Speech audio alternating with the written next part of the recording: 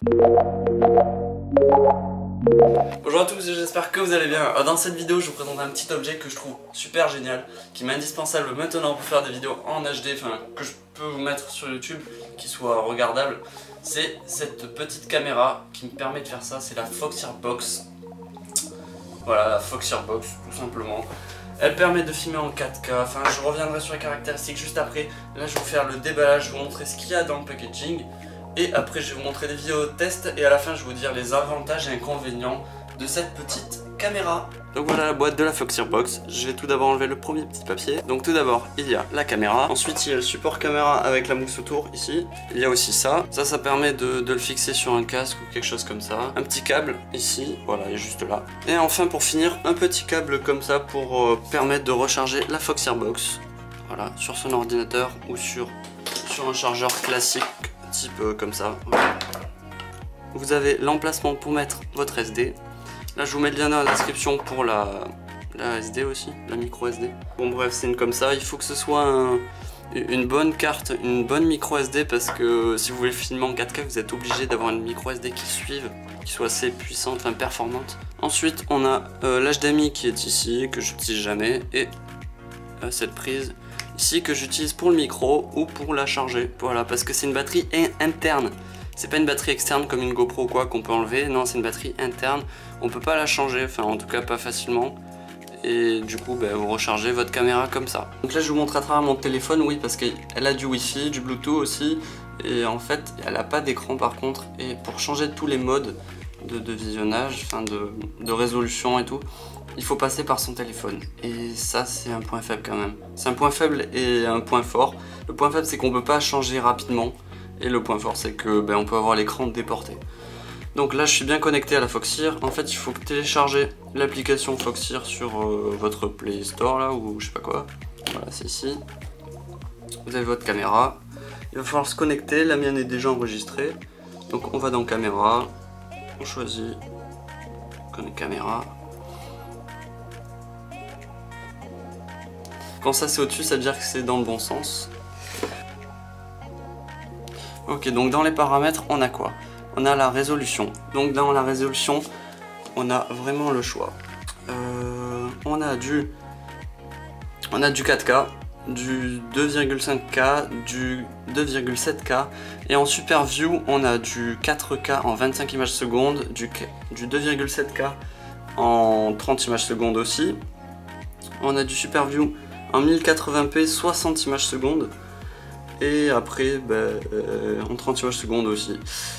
Qu'est-ce qu'on a de bien? Voilà, c'est en fait ce qui est très bien pour le FPV, le Drone Racer, c'est le Super View, ça rend super bien. Je vous mets les images juste après.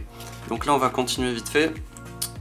Après on a tout ce qui est looping, en fait l'enregistrement, si on veut arrêter au bout de 2 minutes ou quoi. C'est pareil sur toutes les caméras. 16 mégapixels pour les photos. On peut changer les ISO, il y a une stabilisation intégrée, donc ça limite les vibrations, enfin, je trouve, ça limite, donc ça c'est cool. Et après niveau son, donc là je vais faire un petit test de son, donc pour savoir si ça enregistre, ça clignote, donc là ça enregistre, donc là j'enregistre le son avec mon appareil, et là j'enregistre le son avec la Foxeer Box, donc est-ce que vous voyez une différence? Voilà, Foxeer Box, appareil photo. Foxeer Box, appareil photo.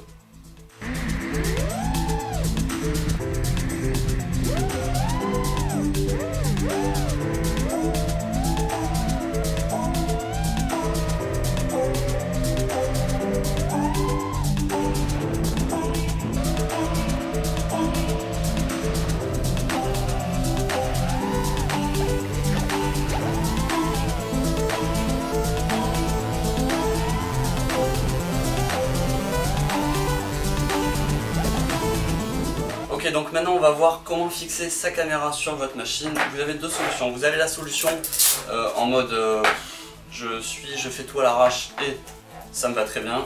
C'est ça, la petite mousse qui va bien, le petit scratch. Première solution, c'est comme ça. Je crois que j'ai tout le temps fait comme ça quand je filmais avec la... Ouais, je crois que toutes mes vidéos sont filmées comme ça, avec la Foxeer Box. Et la deuxième solution, c'est de le mettre dans un machin comme ça. Je vous mets le lien dans la description de ces trucs comme ça, exprès pour la Foxeer Box.